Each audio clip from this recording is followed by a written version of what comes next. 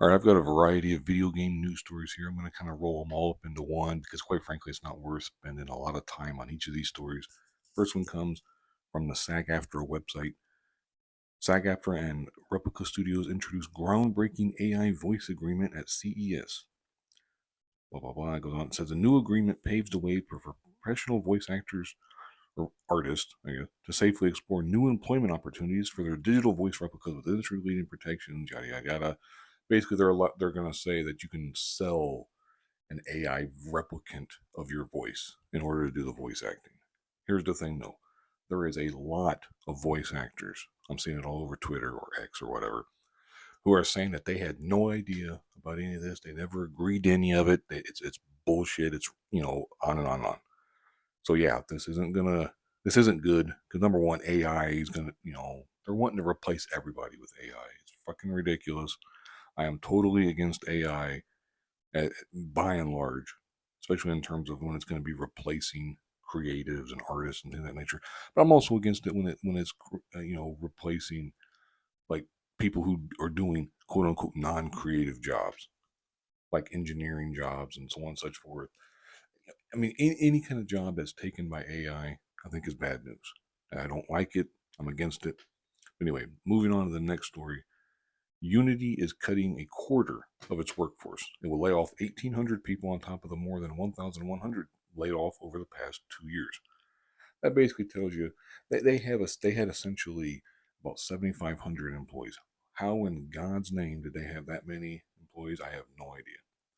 But anyway, of course, it's Unity. You might also remember they're the ones that were starting to try to charge for an install fee, install rate, and stuff for their engine, their middleware, and a lot of indie developers were not going to be able to keep up with that. It's going to cost a lot of money for a lot of these groups. They got upset. They kind of ended up walking it back. Yada yada yada.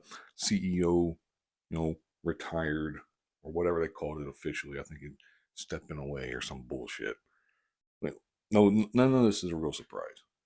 You know, as it mentions here, last September they rolled out some significant concessions to its developer pricing model, yada yada. After reporting, now I will say, after reporting record profits for 2022, the company has missed revenue forecast over the last 3 quarters.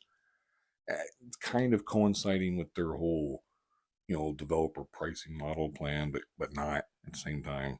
It's just then they kind of mention the, as we detailed in our year-end video game roundup, the Embracer Group laid off more than 900 people. Epic Games fired about 830. Sony cut 100 jobs. CD Projekt Red and Sega laid off 100 employees each.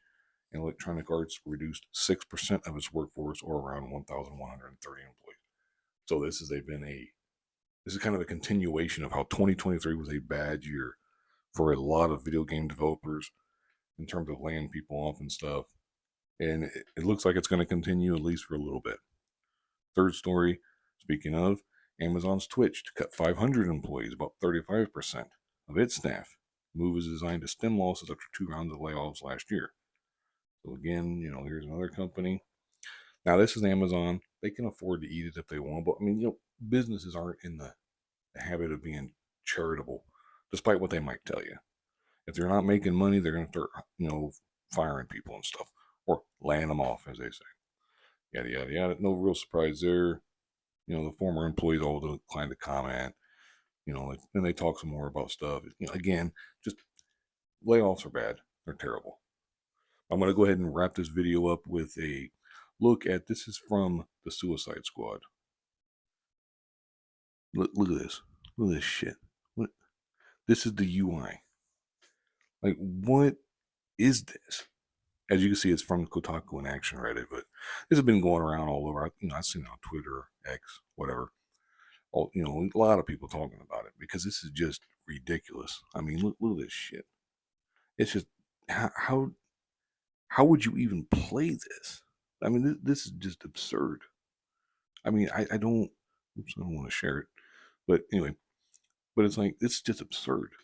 Like, I mean, look at all this real estate on screen that is essentially bogged down with this bullshit. Like this, a lot of people are saying this is probably the worst UI ever. I would be inclined to agree. I mean, you might be able to find something out there, I didn't exactly spend a lot of time looking around because it's freaking terrible. But and it's hard to imagine something worse than this. It's possible, though. But anyway, I'm gonna go ahead and wrap this video up. I'll leave links to all these articles and stuff if you guys want to read them for yourself for some reason. Thank you very much for watching, and have a good one.